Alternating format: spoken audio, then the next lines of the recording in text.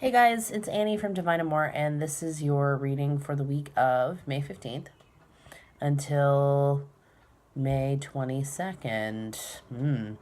Um, this week I was inspired to use a deck that I love. It's my Egyptian Tarot. That's the back. And I'm not sure how many of you remember what came forward last week. There's a lot about connection to feminine, which was perfect because it was Mother's Day last week. So this week, the first thing that came forward was the sun.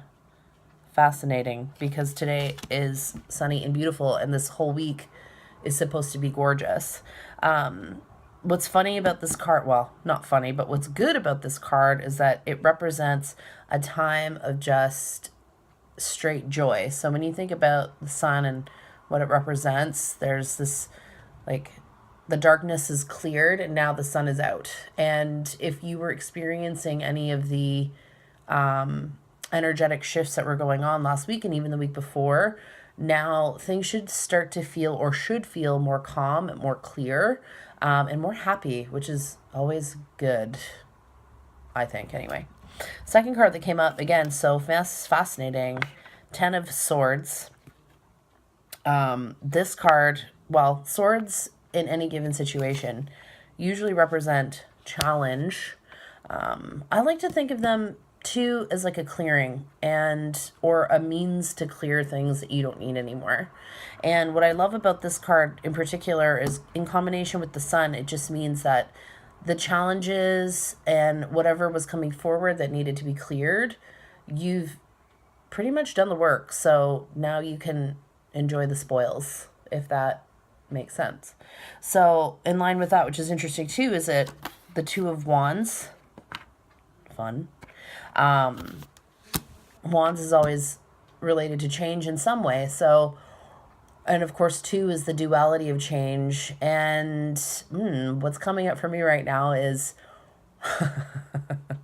if you're single, then expect that to shift sooner rather than later if that's what you're looking for. And if you're in a relationship, your connection will get even deeper, meaning you'll move to the next level, or it will phase out.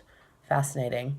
And for whatever reason, you need to know that whatever happens is meant to happen and it's for your highest good. So if you need to have a moment about it, have it, but then remember and understand that everything that occurs in your life occurs for a reason. If you're open to the lesson. Fun. Two more just because I was feeling the love, and I'm fascinated because the first one was the Empress, and I feel like I can't remember if she came up last week, but I'm like, fun, women. And then the second one was the High Priestess, and I was like, huh. So, not that I want to make this all focused on women, because I certainly know that, you know, we got to give the love to the guys, but maybe it's a message for all of us to tap in, to get still. Maybe not still. There's movement, and feminine is represented by movement, which is really powerful.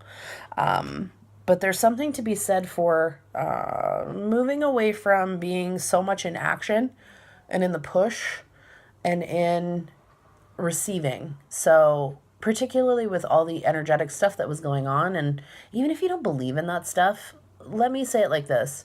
If you're always on the go and you're constantly moving and things are always happening and you're checking your phone every 2 seconds and your schedule is ram-packed full with stuff and you feel like you might be a little bit mental, the message for this week is to slow down and just chill.